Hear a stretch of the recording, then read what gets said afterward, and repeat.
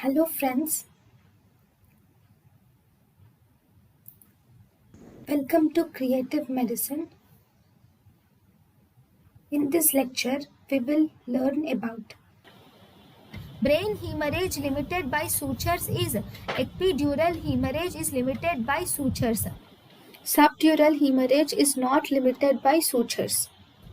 Commonest source of extradural hemorrhage is middle meningeal artery.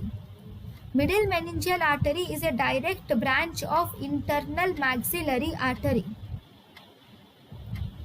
The artery usually torn in temporal bone fracture is middle meningeal artery is torn in temporal bone fracture.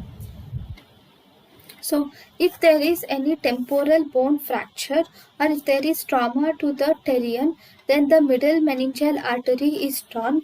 Then when the middle meningeal artery is torn, it will result in epidural hemorrhage, which does not cross the suture lines, and it is like this shape, like a lens shaped. Thank you, and thank you for watching.